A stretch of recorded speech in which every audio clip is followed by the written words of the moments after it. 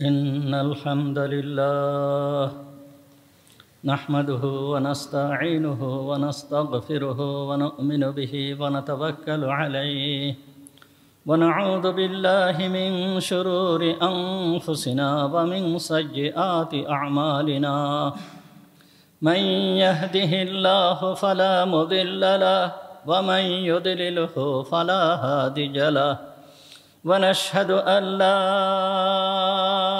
إله إلا الله وحده لا شريك له ونشهد أن سيدنا مولانا محمدًا عبده ورسوله أرسله بالحق بشيرا ونذيرا صلى الله تعالى عليه وعلى آله وأصحابه وبارك وسلم تسليما كثيرا أما بعد فأعوذ بالله من الشيطان الرجيم بسم الله الرحمن الرحيم وكذلك يجتبيك ربك ويعلمك من تأويل الأحاديث ويتم نعمته عليك وعلى آل يعقوب كما أتمها على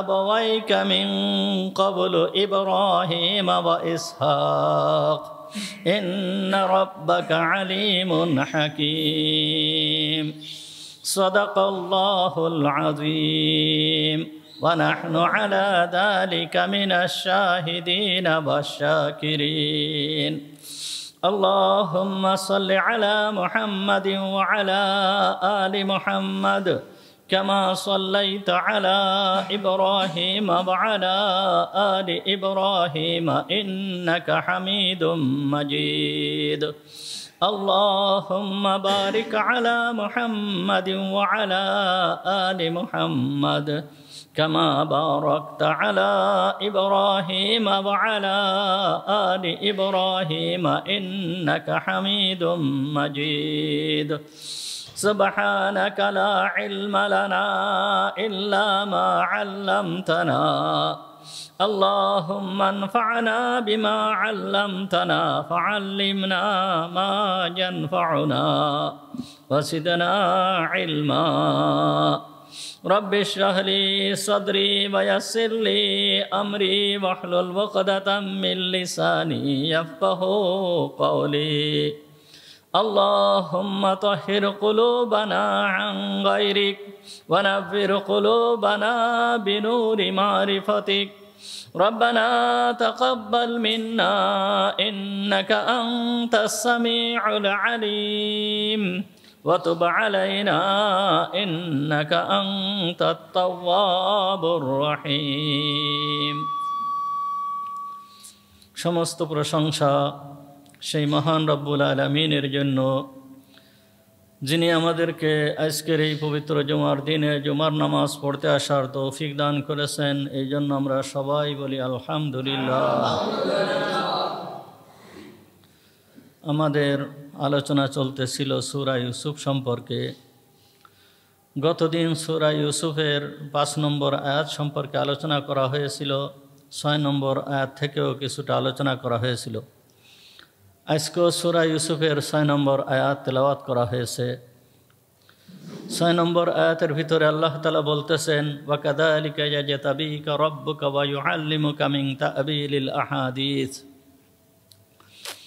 হযরত ইউসুফ আলাইহিস সালাম যখন স্বপ্নে দেখলেন, স্বপ্নে দেখার পর স্বপ্নের কথা পিতার কাছে বললেন। পিতার কাছে বলার পরে পিতা তাকে নসিহত করলো, তাকে উপদেশ দিল যে তোমার এই স্বপ্নের ব্যাখ্যা তুমি তোমার ভাইদের কাছে বলবে না। এরপরে ইয়াকুব আলাইহিস সালাম বলতেছেন ওয়াকাযালিকা ইয়াজতাবিকা রাব্বুকা ওয়া ইউআল্লিমুকা মিন তা'বীলিল আহাদিস ওয়াকাযালিকা ইয়াজতাবিকা রাব্বুক। অনুরূপভাবেই আল্লাহ তাআলা তোমাকে নির্বাচিত করেছেন। কিসের জন্য নির্বাচন করেছেন? কি জন্য নির্বাচিত করেছেন? এই সম্পর্কে গত জুমায় আলোচনা হয়েছিল যে আল্লাহ তাআলা তোমাকে যেই রকম একটা মূল্যবান স্বপ্ন দেখায়ছে, এই স্বপ্ন বড় দামি স্বপ্ন। আল্লাহ তাআলা তোমাকে নবী বানাবেন তার পূর্বাভাস এই স্বপ্নের ভিতরে পাওয়া যায়। তা তোমাকে যেই রকমভাবে আল্লাহ তাআলা একটা স্বপ্নে দেখায়ছেন, অত্যন্ত মূল্যবান দামি স্বপ্ন, ঠিক অনুরূপভাবে কাযালিকা ইয়াজতাবিকা রব্বুক, আল্লাহ তাআলা তোমাকে নির্বাচন করেছেন কিসের জন্য? যে আল্লাহ তাআলা তোমাকে নবী বানাবেন। দুনিয়ার ভিতরে, সমস্ত সৃষ্টির ভিতরে সবথেকে শ্রেষ্ঠতম মর্যাদা হচ্ছে নবীর। নবুয়তের উপরে শ্রেষ্ঠতম মর্যাদা আর কোনো কিছুতে নাই। নবুয়ত হচ্ছে সবথেকে শ্রেষ্ঠতম মর্যাদা। এই জন্য ইয়াকুব আলাইহিস সালাম বলতেছেন যে আল্লাহ তাআলা তোমাকে নির্বাচিত করেছেন। কিসের জন্য নির্বাচিত করেছেন? যে আল্লাহ তাআলা তোমাকে নবী বানাবেন। ওয়া ইউআল্লিমুকা মিন তা'বিলিল আহাদিস ওয়া ইউতিম্মা নি'মাতাহু আলাইক। এখানে তিনটে কথা বলেছেন। আল্লাহ তাআলা তোমাকে নির্বাচন করেছেন, আল্লাহ তাআলা তোমাকে তাবিলে আহাদিস শিক্ষা দিবেন, আল্লাহ তাআলা তার নিয়ামতকে তোমার উপরে পরিপূর্ণ করে দিবেন। এই তিনটা কথা হযরতে ইয়াকুব আলাইহিস সালাম তার পুত্র ইউসুফ আলাইহিস সালামকে বললেন। তা প্রথম কথা হচ্ছে যে আল্লাহ তাআলা তোমাকে নির্বাচিত করেছেন, তোমাকে নবী হিসাবে আল্লাহ তাআলা নির্বাচিত করেছেন। এরপরে বলতেছেন ওয়া ইউআল্লিমুকা মিন তা'বিলিল আহাদিস, তোমাকে তা'বিলে আহাদিস এইটা আল্লাহ তাআলা তোমাকে এই জ্ঞান তোমাকে দান করবেন। এখন তা'বিলে আহাদিস বলতে কি বোঝায়? তা'বিলে আহাদিসের প্রথম ব্যাখ্যা, তা'বিলে আহাদিস বলতে প্রথম ব্যাখ্যা হচ্ছে আল্লাহ তাআলা তোমাকে স্বপ্নের ব্যাখ্যা দান করার যে এলেম, এই এলেম আল্লাহ তাআলা তোমাকে দান করবেন। স্বপ্নের ব্যাখ্যা দান করার যে এলেম, এইটাও একটা উচ্চ পর্যায়ের একটা এলেম। এই এলেমটা আল্লাহ তাআলা তোমাকে দান করবেন। আর বিশেষ করে সেই যুগে স্বপ্নের ব্যাখ্যা দান করা এইটে অনেক বড় একটা বিদ্যা হিসাবে গণ্য করা হতো। এই জন্য ইয়াকুব আলাইহিস সালাম বলতেছেন যে তোমাকে আল্লাহ তাআলা তা'বিলুল আহাদিস অর্থাৎ স্বপ্নের ব্যাখ্যা দান করার যে জ্ঞান, এই জ্ঞান আল্লাহ তাআলা তোমাকে শিক্ষা দিবেন।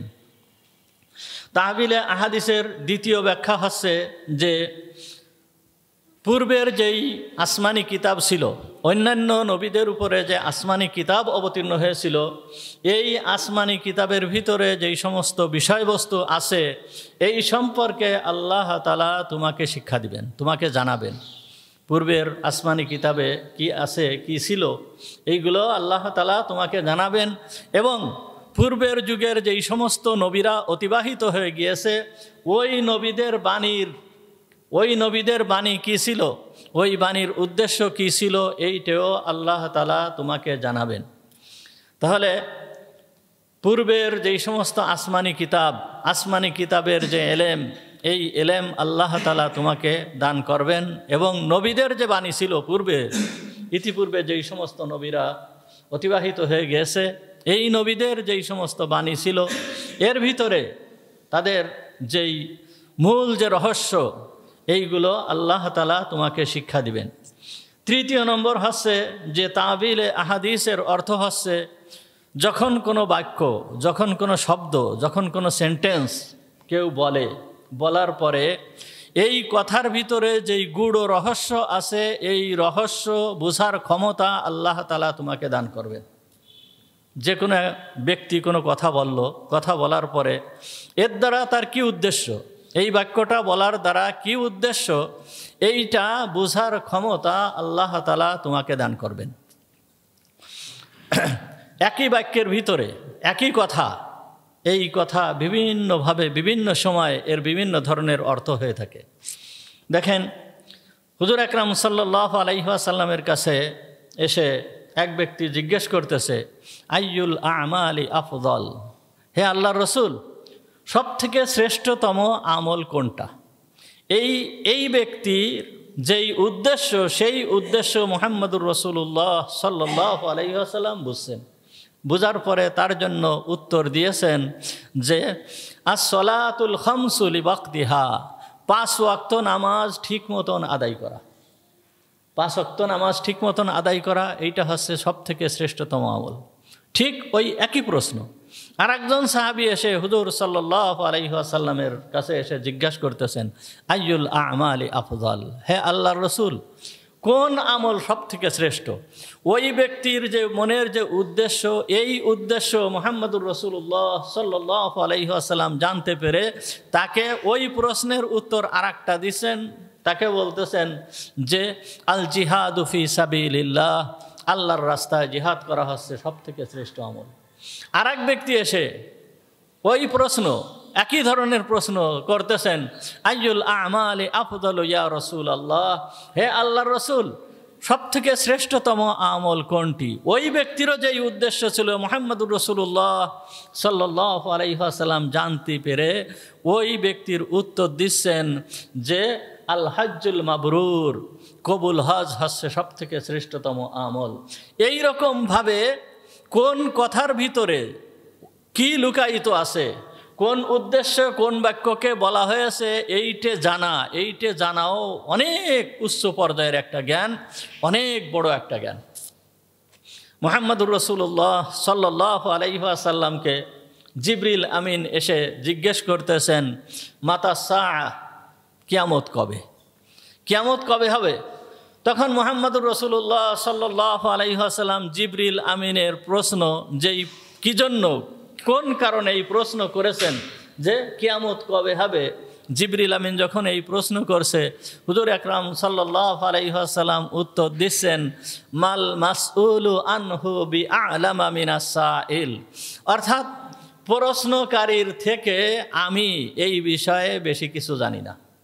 অর্থাৎ হে জিবরিল, তুমি তো আমার কাছে প্রশ্ন করতেছো কিয়ামত কবে হবে, তা কিয়ামত কবে হবে এই সম্পর্কে একমাত্র আল্লাহ ছাড়া কেউ জানে না। তুমিও তো এইরকম জানো না কিয়ামত কবে হবে, আমিও ওই রকম জানি না যে কিয়ামত কবে হবে, এটা একমাত্র আল্লাহ তাআলাই জানেন। তাহলে জিবরিল আমিনের প্রশ্নের উত্তরে মুহাম্মদুর রাসূলুল্লাহ সাল্লাল্লাহু আলাইহি ওয়াসাল্লাম এই উত্তর দিলেন।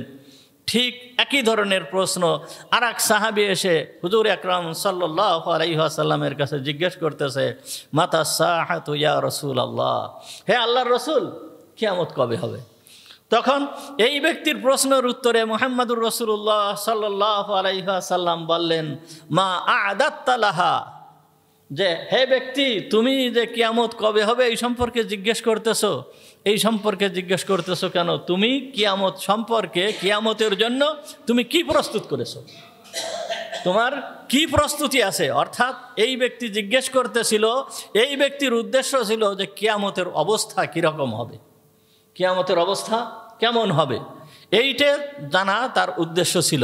তা হুজুর আকরাম সাল্লাল্লাহু আলাইহি ওয়াসাল্লাম একথা বুঝতে পেরে ওই ব্যক্তির কথার উত্তর দিচ্ছেন কি, যে তুমি কিয়ামতের জন্য কি প্রস্তুত করেছো, কি তৈরি করেছো।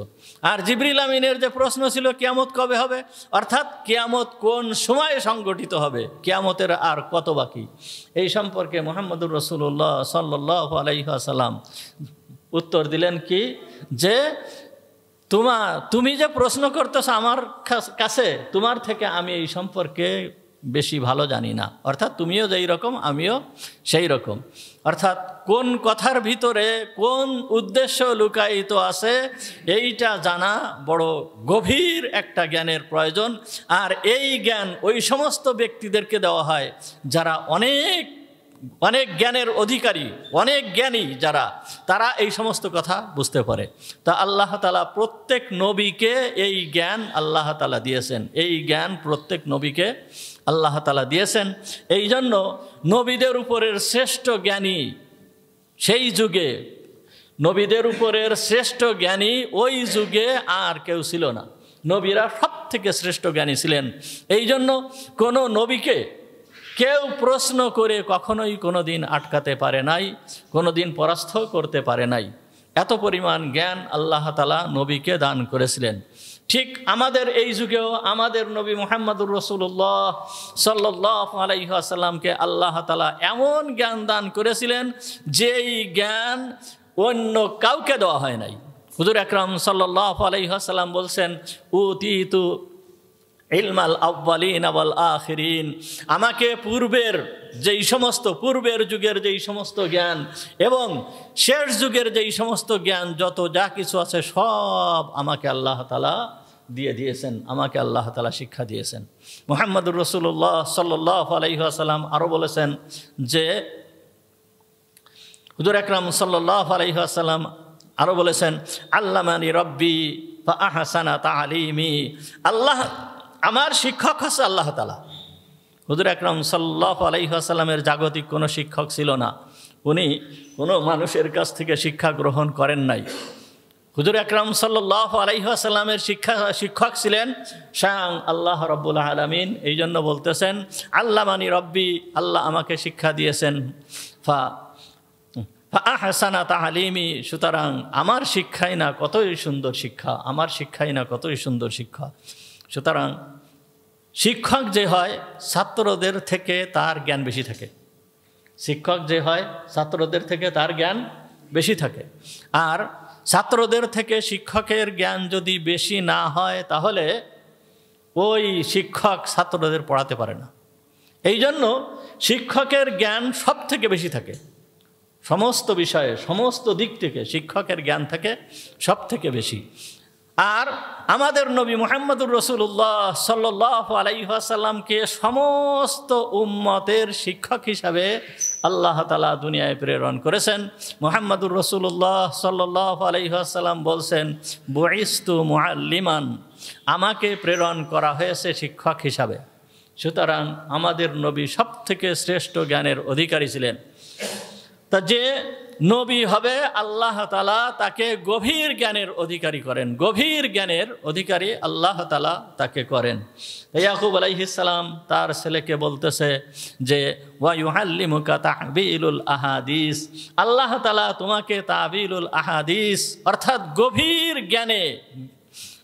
জ্ঞানী তোমাকে আল্লাহ তাআলা বানাবেন, অর্থাৎ তোমাকে নবুয়ত দান করবেন। তিনটা কথা, যে তোমাকে আল্লাহ তাআলা নির্বাচন করেছেন, তোমাকে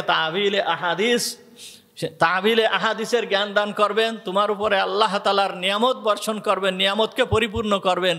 এই তিনটা কথার মূল যে রহস্য, এর উদ্দেশ্য হচ্ছে যে আল্লাহ তাআলা তোমাকে নবী হিসাবে নির্বাচন করবেন, তোমাকে নবী বানাবেন। তার কারণ নবীর থেকে শ্রেষ্ঠ মর্যাদার অধিকারী আর কেউ থাকে না। তাই ইয়াকুব আলাইহিস সালাম তার পিতাকে বললেন যে, তোমাকে আল্লাহ তাআলা কি করবেন, ইয়াজতাবিকা রব্বুকা ওয়া ইউআল্লিমুকা মিন তা'বিলিল আহাদিস ওয়া ইউতিম্মু নি'মাতাহু, এবং তার নিয়ামতকে তোমার উপরে পরিপূর্ণ করে দিবেন। তার নিয়ামতকে পরিপূর্ণ করার উদ্দেশ্য এখানে হচ্ছে, নিয়ামতকে পরিপূর্ণ করার উদ্দেশ্য হচ্ছে, নিয়ামত দুই প্রকার, একটা হচ্ছে দুনিয়াবী নিয়ামত আর একটা হচ্ছে উখরবী নিয়ামত, আখিরাতের নিয়ামত। দুনিয়ার নিয়ামত বলতে, দুনিয়ার নিয়ামত এখানে চার প্রকার জিনিসকে বোঝানো হয়েছে। এক নম্বর প্রকার হচ্ছে আল ইকতারু মিনাল আওলাদ ওয়াল খুদুম ওয়াল আতবা। এক নম্বর হচ্ছে আল্লাহ তাআলা সন্তানাদির ভিতরে বরকত দান করবেন, অর্থাৎ অনেক সন্তানাদি দান করবেন, এবং অনেক সেবক অর্থাৎ যাদের দ্বারা কাজ নেওয়া হয়, খাদেম, এই খাদেম তোমাকে দান করবেন, এবং তোমার অনুসারীও অনেক বানায় দিবেন, অনেক অনুসারী তোমার হবে। ইউসুফ আলাইহিস সালামকে ইয়াকুব আলাইহিস সালাম বলতেছেন যে আল্লাহ তাআলা তার নিয়ামতকে তোমার উপরে পূর্ণ করবেন, তোমাকে অনেক সন্তানাদি দান করবেন, তোমার অনেক সেবক হবে। আসতেছে সামনে যে ইউসুফ আলাইহিস সালামের সেবক কি পরিমাণ ছিল।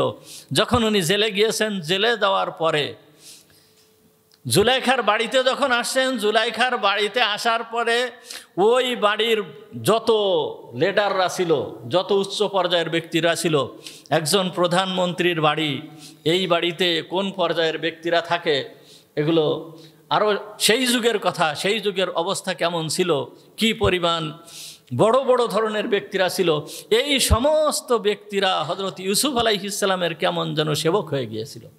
ইউসুফ আলাইহিস সালামের কথাই কেমন যেন চলতো। এবং অনেক হযরত ইউসুফ আলাইহিস সালাম যেই সময় জেলখানায় ঢুকলেন, জেলখানায় ঢোকার পরে জেলের কয়েদিদের যে অবস্থা, জেলখানায় তো আর ভালো লোক যায় না, জেলখানায় যায় সব খারাপ লোক। হযরত ইউসুফ আলাইহিস সালামকে ষড়যন্ত্র করে জেলখানায় ঢুকানো হয়েছিল।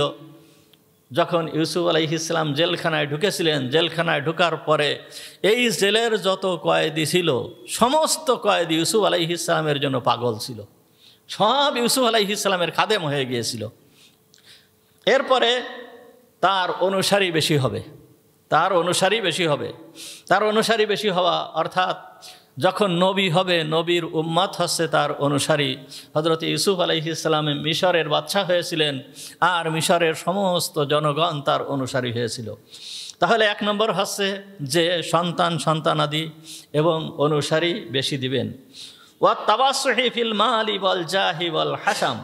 2 নম্বর হচ্ছে আল্লাহ তাআলা সম্পদের প্রাচুর্যতা দান করবেন, অধিক পরিমাণ সম্পদের অধিকারী বানাবেন। আল্লাহ তাআলা ইউসুফ আলাইহিস সালামকে তাই বানিয়েছিল, মিশরের বাদশা বানিয়েছিল। এবং মিশরের বাদশা হওয়ার পরে এই মিশরে এত পরিমাণ প্রাচুর্যতা আল্লাহ তাআলা দান করেছিল। ইউসুফ আলাইহিস সালামের কাছে যখন এই দায়িত্ব আসলো, উনি পরিকল্পনা মাফিক, আগেই বলেছিলাম যে কৃষিবিদ্যা, এই সূরার ভিতরে কৃষিবিদ্যা সম্পর্কে আলোচনা করা হয়েছে। উনি এমনভাবে চাষাবাদের পরিকল্পনা গ্রহণ করেছিলেন যে 1 বছরে এই পরিমাণ ফসল হয়েছিল, 1 বছরে, মাত্র 1 বছরে। উনি আসার পরেই পরবর্তী বছর যেই পরিমাণ ফসল হয়েছিল, মিশরের সমস্ত জনগণ 7-8 বছর পর্যন্ত খেয়ে ফুরাতে পারবে না, এত পরিমাণ ফসল আল্লাহ তাআলা দান করেছিল। তাহলে মাল দৌলাতের ভিতরে প্রাচুর্যতা এবং মান সম্মানের ভিতরেও আল্লাহ তাআলা অনেক বড়ত্ব দান করবেন। মান সম্মান ও হযরত ইউসুফ আলাইহিস সালামকে আল্লাহ তাআলা অনেক দান করেছিল। 3 নম্বর হচ্ছে ওয়া ইজলালুহু ফি কুলুবিল খালক। মানুষের অন্তঃকরণে ভালোবাসা, অন্তর দিয়ে মানুষ ভালোবাসবে। মানুষের অন্তরে ভক্তি, শ্রদ্ধা এবং ভালোবাসা ঢেলে দিবেন। আল্লাহ তাআলা তোমাকে এই মর্যাদা দান করবেন। অর্থাৎ মানুষ অন্তর দিয়ে ভালোবাসবে, অন্তর দিয়ে সম্মান করবে, অন্তর দিয়ে ভক্তি করবে। আর এই ব্যাপারটা সবথেকে নবীদেরকে তার উম্মত সবথেকে বেশি ভালোবাসে। এর থেকে ভালোবাসনেওয়ালা আর দুনিয়াতে আর কেউ পাওয়া যাবে না। নবীকে তার উম্মত যেইভাবে ভালোবাসে, এই রকম ভালোবাসনেওয়ালা আর দুনিয়ায় কাউকে পাওয়া যাবে না। কেউ এই রকমভাবে ভালোবাসতে পারে না। এমনকি মাতা পিতাকেও যেইভাবে সম্মান করে, ভক্তি করে, শ্রদ্ধা করে, ভালোবাসে, তার থেকেও নবীর ভালোবাসা ছিল উম্মতের জন্য সব থেকে বেশি।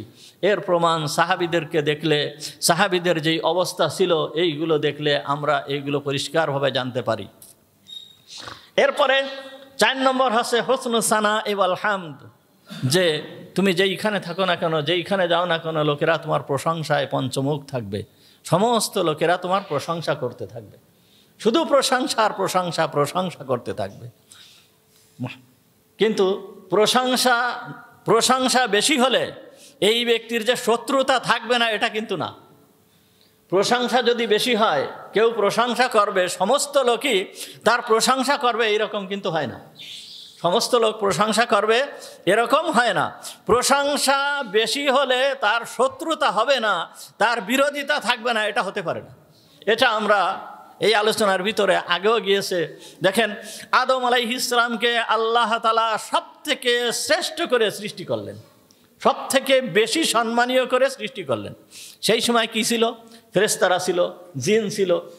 এদের ভিতরের থেকে নূরের তৈরি ফেরেশতা, আগুনের তৈরি জিন, এর ভিতরে আদম আলাইহিস সালামকে আল্লাহ তাআলা তৈরি করলেন মাটি দিয়ে। এই মাটি দিয়ে তৈরি করে এই আদম আলাইহিস সালামকে আল্লাহ তাআলা দান করলেন শ্রেষ্ঠতম সম্মান, সব থেকে শ্রেষ্ঠ সম্মান আল্লাহ তাআলা দান করলেন।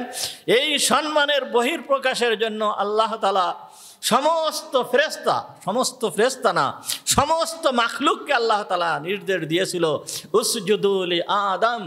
আদমকে যে আমি শ্রেষ্ঠতম, আদমকে যে আমি সর্বোচ্চ মর্যাদা দিয়ে সৃষ্টি করেছি, সব থেকে শ্রেষ্ঠ সম্মান তাকে দিয়েছি। এই সম্মানের বহিঃপ্রকাশ তোমরা ঘটাও তাকে সম্মানজনক সিজদা করার মাধ্যমে। সবাই সিজদা করেছিল, কিন্তু ইবলিস কি সিজদা করেছিল?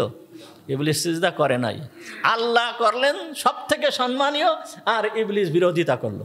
বিরোধিতা শুধুমাত্র ওই সময়ের থেকে না, গত জুমায় না, তার আগের জুমায় জন্য বলেছে, আগের থেকেই ইবলিস কি করছে, বিরোধিতা শুরু করে দিয়েছে, বিরোধিতা শুরু করছে।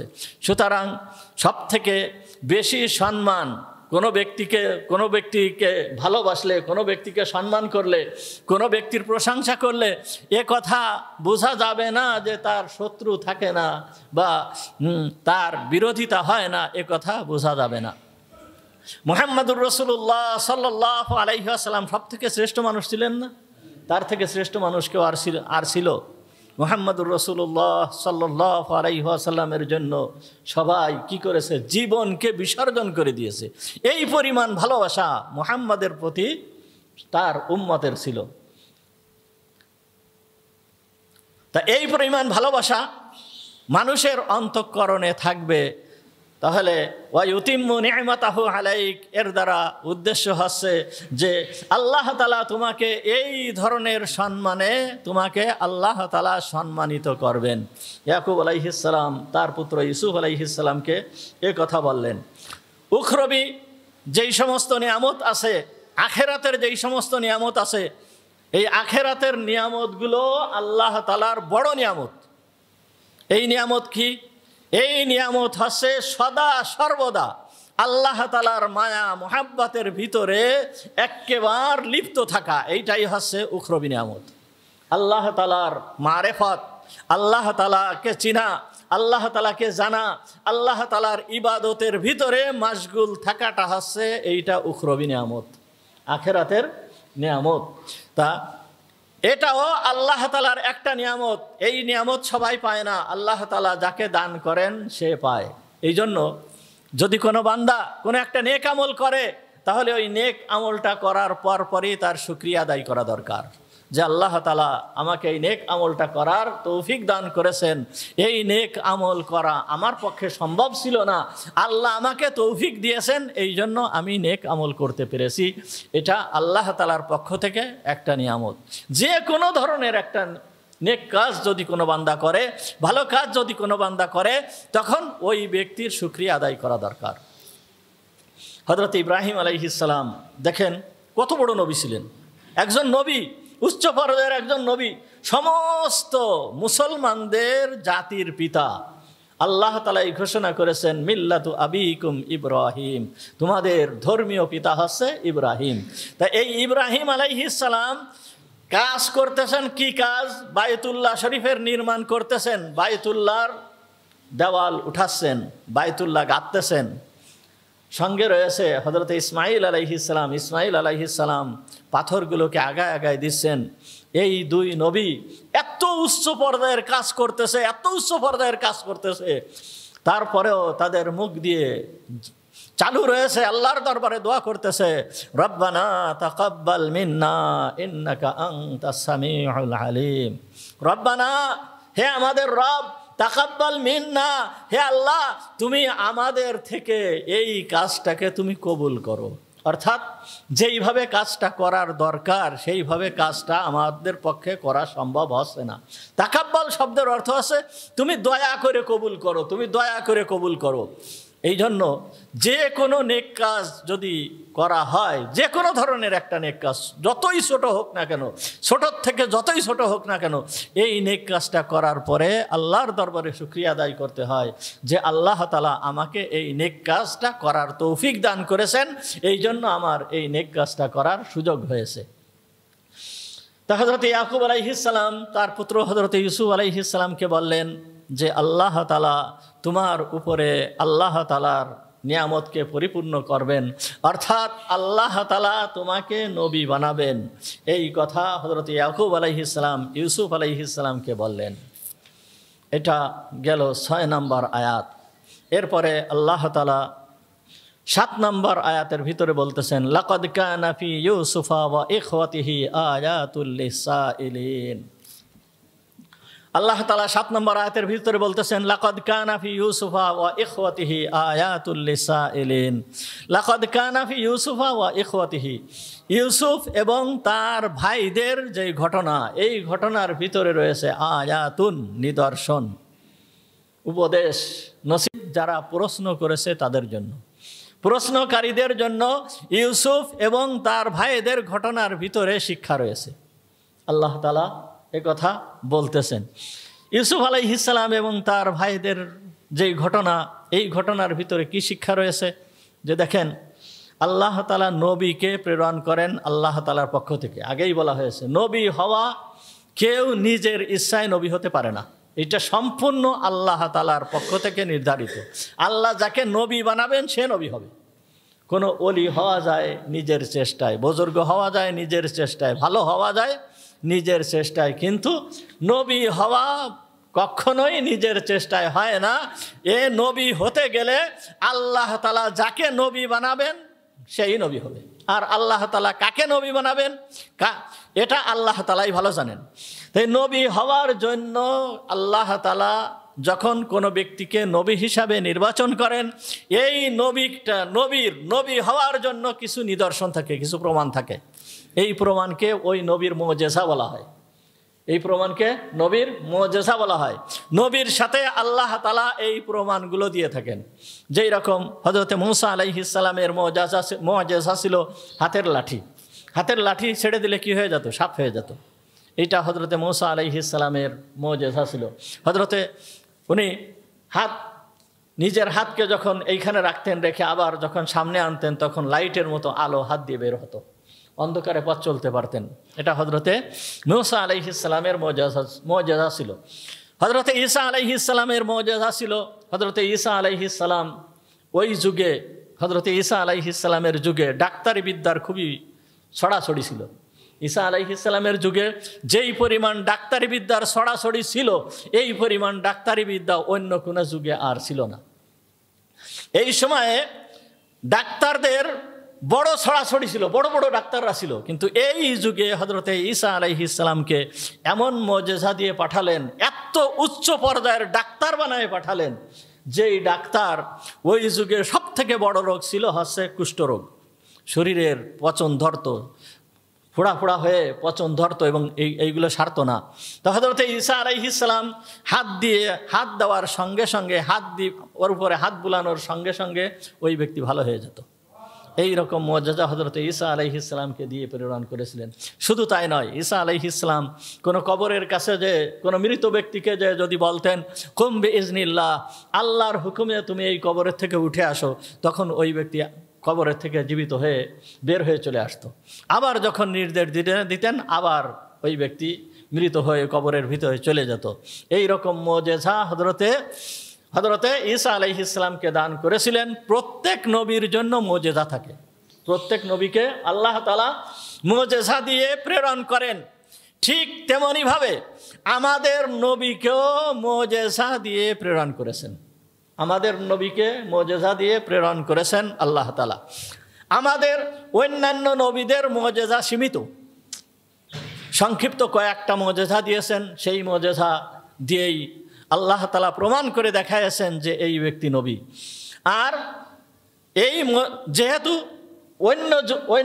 অন্যান্য নবী যারা ছিল সীমিত এলাকার জন্য ছিল, সীমিত লোকেদের জন্য ছিল, সীমিত সময়ের জন্য ছিল, আমাদের নবী মুহাম্মদুর রাসূলুল্লাহ সাল্লাল্লাহু আলাইহি ওয়াসাল্লাম সীমিত সময়ের নবী না, সীমিত লোকেদের নবী না, সীমিত এলাকার নবী না।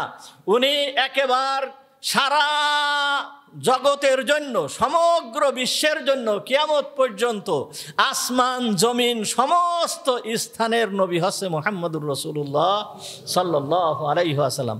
সুতরাং তার মুজিজাও ঠিক ওই পরিমাণ, তার মুজিজারও কোনো কি নাই, সীমা নাই।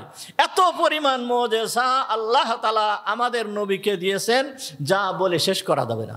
মুহাম্মদুর রাসূলুল্লাহ সাল্লাল্লাহু আলাইহি ওয়াসাল্লামের উনি নবুয়াত পেয়েছেন কত বছর বয়সে? 40 বছর বয়সে।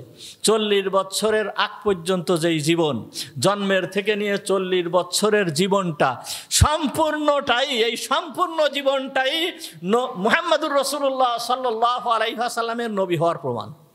তার কারণ এই জীবনের ভিতরে উনার যেই সমস্ত ঘটনা ঘটেছে, এই সমস্ত ঘটনা নবী ছাড়া কারোর ঘটতে পারে না। নবী ছাড়া এরকম ধরনের ঘটনা কারোর ঘটতে পারে না। সুতরাং 40টা বছরের জীবন হচ্ছে কি ওনার মুজিজা। ঠিক সূরা ইউসুফ না, সম্পূর্ণ কোরআনটাই, সম্পূর্ণ কুরআনুল কারীমটাই হচ্ছে মুহাম্মদুর রাসূলুল্লাহ সাল্লাল্লাহু আলাইহি ওয়াসাল্লামের নবুয়তের প্রমাণ। সম্পূর্ণ কুরআনুল কারীম মুহাম্মদুর রাসূলুল্লাহ সাল্লাল্লাহু আলাইহি ওয়াসাল্লামের নবুয়তের প্রমাণ। এই আয়াতের ভিতরে আল্লাহ তাআলা বলতেছেন এই সূরা ইউসুফের ঘটনা এইটা হচ্ছে আয়াতুন লিসাইলিন, যারা প্রশ্ন করেছে তাদের জন্য শিক্ষা। তারা কি প্রশ্ন করেছিল? মুহাম্মদ নবী কি নবী না, মুহাম্মদ নবী কি নবী না, এই বিষয়ে তারা প্রশ্ন করেছিল না যে মুহাম্মদ নবী কি নবী না। এর উত্তরে তো সূরা ইউসুফ অবতীর্ণ হয়েছে, প্রথমেই বলা হয়েছে। প্রথমের কথা একটু খেয়াল রাখতে হবে, তাহলে বুঝতে সহজ হবে।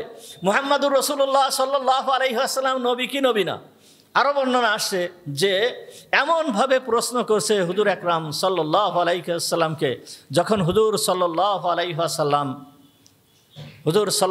আলাইহি ওয়াসাল্লামের উপরে হুজুর যখন নবুয়ত প্রাপ্ত হয়েছেন, তখন হুজুর সাল্লাল্লাহু আলাইহি ওয়াসাল্লামের বিরোধিতায় সমস্ত লোক বিরোধিতা শুরু করে দিয়েছে। নিজের বংশের লোক পর্যন্ত বিরোধিতা শুরু করছে, হুজুরকে নবী হিসাবে মানতে চায় নাই। ওই মদিনার যেই সমস্ত ইহুদি ছিল, ইহুদিদের বসবাস ছিল কোথায়? মদিনায়। মক্কায় কিন্তু ইহুদি ছিল না। আর এই ইহুদিরা ছিল হচ্ছে আহলে কিতাব, অর্থাৎ তাওরাত কিতাব বলা হচ্ছে ইহুদিরা। তাওরাত কিতাবের ভিতরে যেই সমস্ত ঘটনা সাধারণত আসছে ওই ইহুদিরা ছাড়া আর কেউ জানতো না। তা যখন মক্কার লোকেরা মদিনায় যে ওই ইহুদিদের কাছে এই কথা বলার পরে তখন ইহুদিরা বলেছিল যে তোমরা যে ওই যেই ব্যক্তি নবীর দাবি করতেছে তার কাছে একটা কথা জিজ্ঞেস করবে। কথাটা কি? কথাটা বলতেছে যে এমন একটা বিষয় জিজ্ঞেস করবে, সে তো বলতেছে নবী। তাহলে সে যদি নবী হয়, তাহলে ও নবী হলে সে যেন বলে দেয় এমন একজন নবী ছিল যেই নবীর একটা ছেলে ছিল, সেই ছেলেটাকে, সেই নবীর বসবাস ছিল হচ্ছে সিরিয়ায়, এবং সিরিয়ায় বসবাস করত। ওই নবীর একটা ছেলে ছিল, ওই ছেলেটাকে সিরিয়ার থেকে বের করে দেওয়া হয়েছে। বের করে দিয়ে কোথায়? তাকে ওই মিশরে তাকে দেশান্তর করা হয়েছে, মিশরে পাঠিয়ে দেওয়া হয়েছে। এক নম্বর হচ্ছে যে এই নবীর নাম কি, যেই নবী সিরিয়ায় বসবাস করত এবং তার ছেলেকে ওই মিশরে পাঠিয়ে দেওয়া হয়েছিল, এই নবীর নাম কি এবং সেই ছেলের নাম কি। এবং সেই সময় তো কোনো বিমানের ব্যবস্থা, গাড়ি ঘোড়ার ব্যবস্থা, এমনকি ভালো রোডঘাটের ব্যবস্থাও ছিল না। আর এই বাচ্চা ছেলে কিভাবে মিশর পর্যন্ত পৌঁছায়ছিল, এই প্রশ্ন তাকে করবে। যদি এই প্রশ্নের উত্তর দিতে পারে তাহলে তোমরা মনে করবে যে সে নবী। তাহলে এই প্রশ্নটা কি বেকায়দায় ফেলে দেওয়া হয় একটা প্রশ্ন না? মানে প্রশ্নটা আসলে জানতে চাওয়ার জন্য না, প্রশ্ন করে মানুষ জানার জন্য। কি অনেকে প্রশ্ন করে জানার জন্য, আর অনেক লোক আছে তারা প্রশ্ন করে বেকায়দায় ফেলানোর জন্য।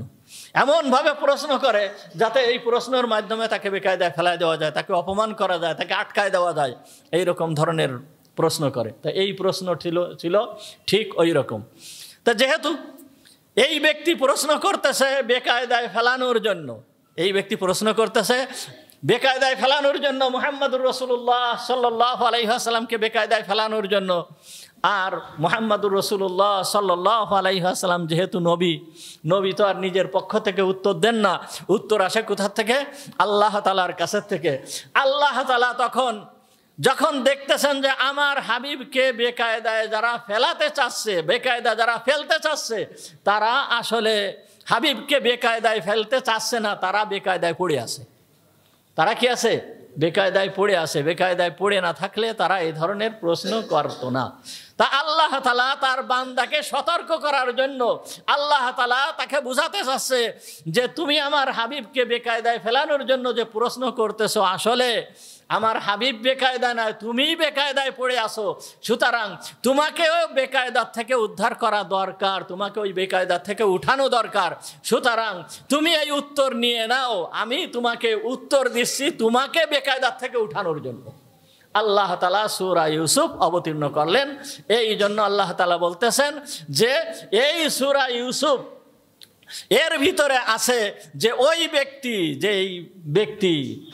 যেই ব্যক্তি সিরিয়ায় বসবাস করত, নবী ছিলেন, ওই ব্যক্তির নাম কি? ইয়াকুব। এর ভিতরে আছে। তার ছেলের নাম কি? ইউসুফ। এই ছেলে কিভাবে সিরিয়া থেকে মিশরে গিয়েছিল এইটাও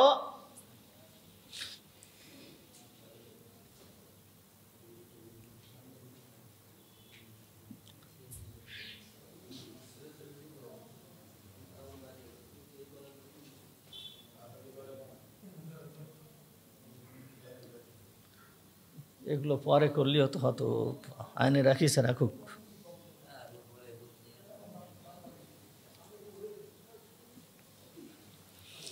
আউযু বিল্লাহি মিনাশ শাইতানির রাজিম। আল্লাহ তাআলা সূরা ইউসুফ পাঠাই দিলেন। সূরা ইউসুফ দিয়ে বলে দিচ্ছেন যে ওই নবীর নাম হচ্ছে কি? ইয়াকুব। আর ওই ছেলের নাম হচ্ছে ইউসুফ। আর সে কিভাবে মিশরে গেল এই সম্পূর্ণ ঘটনা আল্লাহ তাআলা এই সূরার ভিতরে বর্ণনা করে জানায় দিচ্ছেন। সুতরাং এই সূরা ইউসুফ এবং তার ভাইদের ঘটনার ভিতরে যে আল্লাহ তাআলা বলতেছেন যে এই ঘটনার ভিতরে শিক্ষা রয়েছে, যারা প্রশ্নকারী তাদের জন্য শিক্ষা রয়েছে। দ্বিতীয় কথা হচ্ছে যে এই সূরা ইউসুফ এবং তার ভাইদের যে ঘটনা, এই ঘটনার ভিতরে শিক্ষা রয়েছে। শিক্ষা রয়েছে কি? শিক্ষা রয়েছে মুহাম্মদুর রাসূলুল্লাহ সাল্লাল্লাহু আলাইহি ওয়াসাল্লামকে আল্লাহ তাআলা এই সূরা ইউসুফের মাধ্যমে সান্ত্বনা দিচ্ছেন। কি সান্ত্বনা দিচ্ছেন? যে আল্লাহ তাআলা এই সূরা ইউসুফ অবতীর্ণ হয়েছে কোন সময়?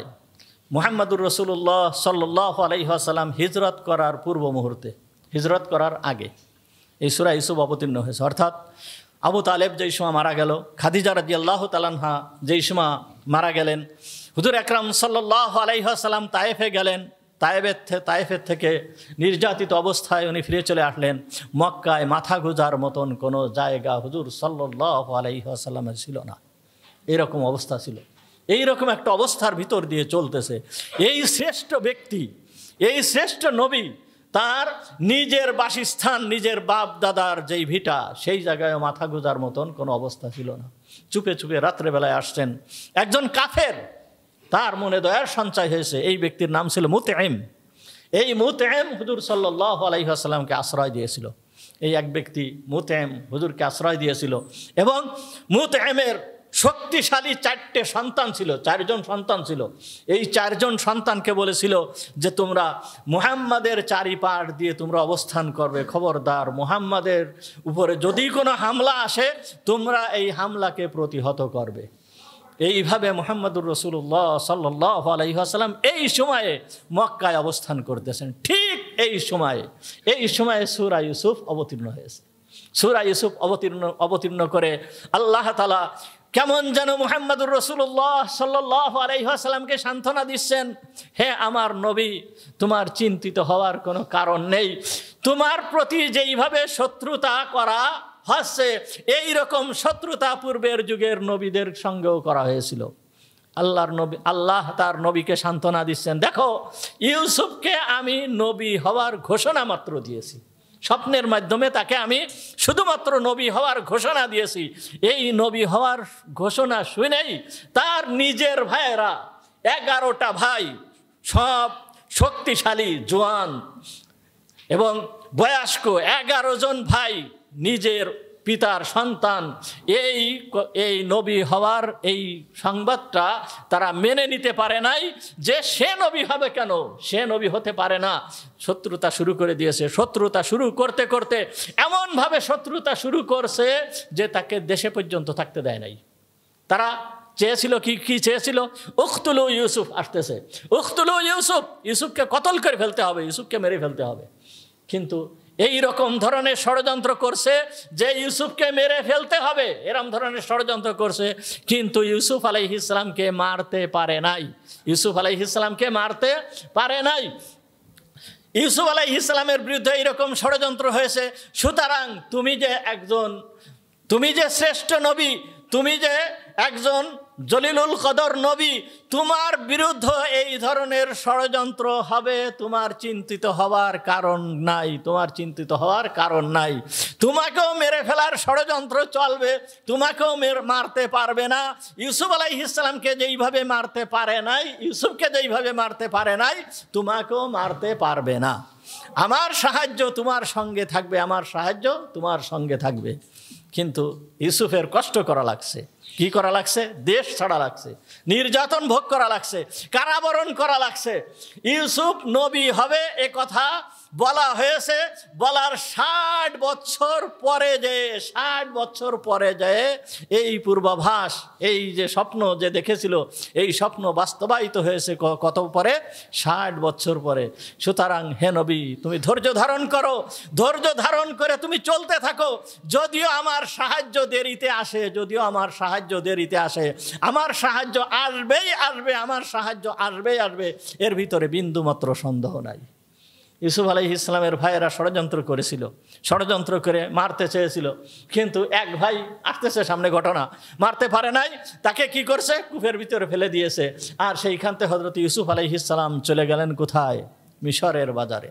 মিশরের বাজারে গোলাম হিসাবে থাকলেন এবং ওইখান থেকে সারাটা কষ্টের ভিতর দিয়েই কাটছে। ইউসুফ আলাইহিস সালামের কষ্টের ভিতর দিয়েই কাটছে।